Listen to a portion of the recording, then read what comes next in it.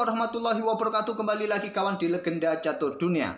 Turnamen online Speed Chess Championship 2023 nanti malam akan menggelar partai puncak, partai final antara King Magnus menghadapi Hikaru Nakamura. Ini menjadikan 3 kali mereka bertemu kawan di partai final Speed Chess Championship 2023. Pertama kali mereka bertemu di partai final tahun 2017 kawan, di mana Hikaru Nakamura dikalahkan Magnus Carlsen dengan skor yang cukup meyakinkan 18-9. Kemudian tahun lalu 2022 juga Magnus Carlsen bertemu dengan Hikaru Nakamura. Hikaru Nakamura membalas Magnus Carlsen kawan dengan skor yang terbilang ketat, hanya selisih 1 game, dan nanti malam merupakan pertemuan ketiga mereka di partai final. Sedangkan ini merupakan partai ke-7 Hikaru Nakamura di Grand Final kawan selama Speed Chess Championship 2023 ini.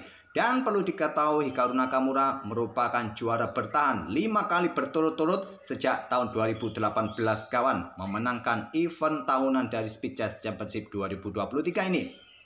Hikaru Nakamura atau Magnus Carlsen ini berhasil menembus final untuk edisi tahun ini setelah Hikaru Nakamura ini menyingkirkan MVL di semifinal. Tahun lalu juga MVL ini gugur di semifinal kawan.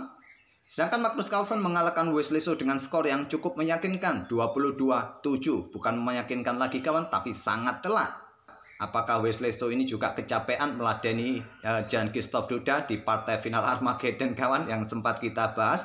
Tapi kita tidak sempat membahas permainan Carlsen versus Wesley So ini. Tapi kita akan mencoba mengulas permainannya Hikaru Nakamura melawan MVL di video kali ini kawan. Di awal game 5 menitan kawan, Hikaru Nakamura ini sempat kesulitan menghadapi MVL. Kalah 3 game berturut-turut, kemudian game keempat remis, baru bisa membalas 1 game pada game kelima, remis pada game ke-6. Nah, baru di game ke-7 kawan, sampai game ke-9, ke-10 ini memetik 4 kali kemenangan berturut-turut, membalikan keadaan pada game ke-10 kawan. Kemudian dibalas lagi kawan oleh MVL pada game ke-11, ke-12. Tapi dalam permainan bulat kawan, permainan super cepat ini kok nggak bisa digeser ya. Ya digeser sini, Hikaru Nakamura memetik banyak kemenangan kawan dalam permainan bulat super cepat ini. Kita tidak membahas permainan bulat kawan, kita akan membahas game ke-7 mereka dalam permainan 5 menit. Langsung kita ke papan analisisnya. Di sini Hikaru Nakamura pegang putih mengawali dengan pembukaan pion raja, pion E4, ada pion C5 C defense dimainkan oleh MVL. Setelah kuda F3, pion D6 dari MVL, dan di sini melanjutkan gajah B5 skak. Variasi apa ini kawan? Ini adalah kanal attack dari Hikaru Nakamura. Dan blokade dengan gajah D7 pilihan utama. Kalau kalian ingin blokade dengan kuda D7 atau kuda C6 untuk menghindari pertukaran gajah terang di petak terang kawan, mungkin kuda berkembang ke petak D7 kalian pilih. Nah di sini kawan, rokade atau pion D4 langsung biasanya akan dilanjutkan oleh putih. Kalau kalian ingin bermain dengan pion D4 seperti biasa untuk dobrak petak pusat, diambil oleh pion, kalian ambil balik menggunakan menteri di sini yang paling banyak. Setelah pion A6, nah di sini gajah bisa melakukan pertukaran di petak D7, diambil balik oleh gajah, pion C4 dan lanjutkan. Akan nanti opsi bagi kuda berkembang ke petak C3 tanpa perlu lagi untuk blokade laju pion, juga perkuat petak pusat, petak center.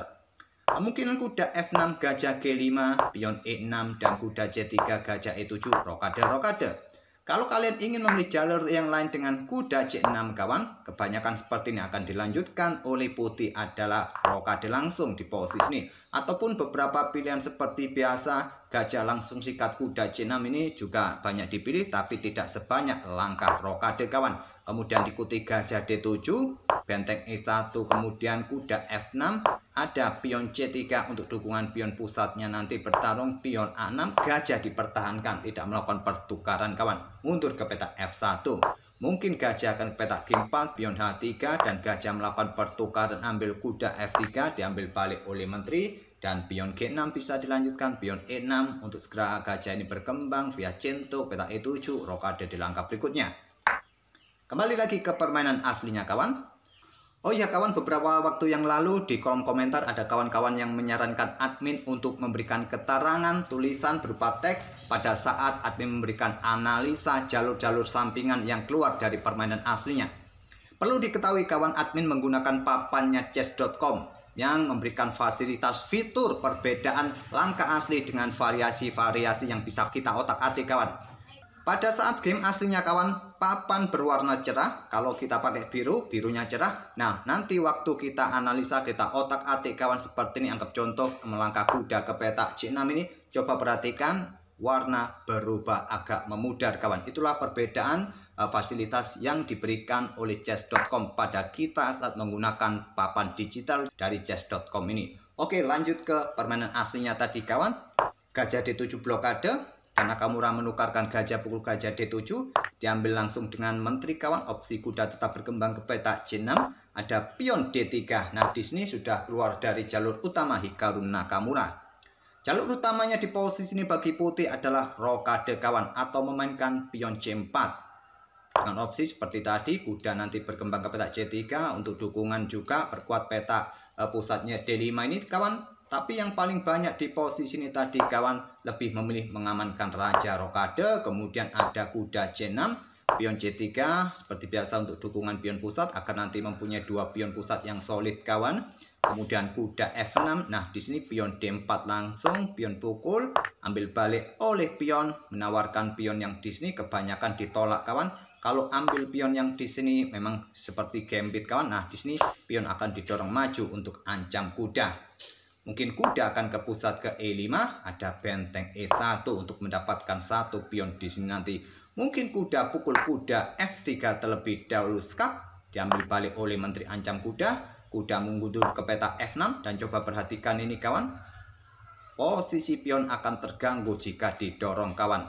Nah, di sini kuda C3 siap berkembang, mungkin pion E5 langsung dilanjutkan di sini atau memilih rokade panjang kawan. Kembali lagi ke permainan aslinya. Pion D3 dipilih oleh Hikaru Nakamura. Langkah pion D3 ini secara laju kecepatan menyerang kawan ini agak sedikit lambat dari Hikaru Nakamura, memainkan pion D3-nya tadi. Kuda C6 rokade, pion E6 sekarang. Pion C3 untuk dukungan pion pusat, berikan akses bagi menteri untuk keluar ke petak B3, ke petak A4 nanti. Pion D5 tantang MVL. Nah, di sini kawan coba perhatikan.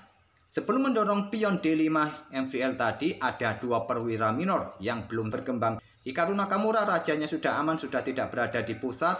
Sama juga tinggal dua perwira minor yang belum berkembang. Si masalahnya hitam belum bisa rokade. Mungkin opsinya adalah rokade panjang. Jika ingin segera rokade, tak perlu lagi mengembangkan dua perwira minor sayap raja. Ada beberapa prinsip yang dipegang oleh pemain-pemain hebat, Grandmaster kawan, bahwa sebelum melakukan dobrakan, sebelum melakukan inisiatif menyerang kawan, keluarkan para perwira agar cepat aktif terlebih dahulu, agar banyak dukungan saat melakukan serangan ataupun dobrakan. Tapi kita lihat tadi kawan, pion D5 langsung dipilih oleh MVL. Dan lihat pergerakan evaluasi bar ini juga tidak terlalu disukai oleh engine komputer dengan pion D5 tadi. Tadi kuda berkembang ke petak F6, gajah E7, melakukan pengembangan seperti biasa. Salah satu opsi untuk mempercepat bisa rokade pendek, jalur rokade yang lebih kuat ketimbang rokade panjang. Menteri E2, rokade panjang dipilih oleh MVL akhirnya kawan. Tadi Stockfish juga menyarankan kuda berkembang ke petak E7 terlebih dahulu, kemudian manuver sampai petak G6 kawan. Salah satu opsi rokade panjang, opsi kedua yang ditawarkan oleh Stockfish. Kemudian kuda B berkembang ke D2, gajah D6 melanjutkan pengembangan, pion A3 untuk dukungan bagi pion B4-nya, pertarungan di sisi menteri untuk segera membuka lajur-lajur sisi menteri bagi benteng-benteng. Kuda G berkembang ke E7, ada pion B4, kuda G6 terlebih dahulu, pion G3 untuk kontrol peta F4, peta H4 dari ancaman manuver ataupun juga blokade diagonal gelap ini dari ancaman menteri bersama gajah, satu diagonal yang sama. Pion F5 diluncurkan MVL, ditolak dengan pertukaran pion B pukul pion C5 terlebih dahulu, tempo ancam gajah diambil langsung oleh gajah pion C5 ini, dan pion E5 tantangan ditolak untuk menutup permainan.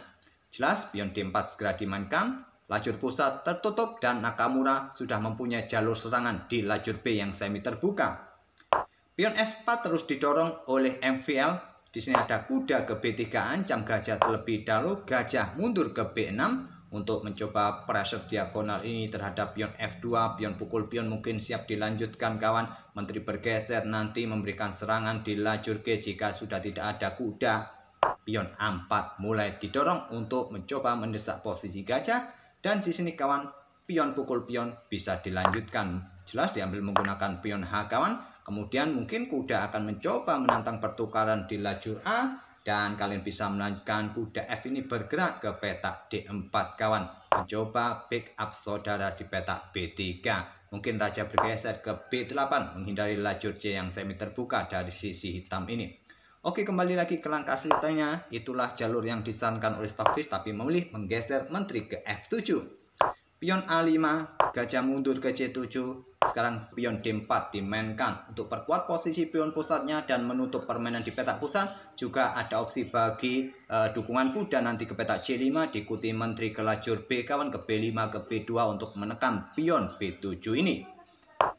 Menteri ke F5, lanjut MVL kawan. Pion H6 tadi bisa jadi salah satu opsi, ataupun juga yang terkuat tadi bisa bergerak dengan langkah menteri ini mundur kawan ke petak E8 untuk berikan dukungan nanti bagi, atau tetap menjaga kawan menteri ini di baris ke-7, karena ada ancaman nanti di baris ke-7 ini. Menteri jelas sudah siap akan keluar kawan, diikuti kuda untuk menyerang lajur B, tapi diangkat naik ke petak F5, kuda C5 terlebih dahulu dan gajah ambil pion A5.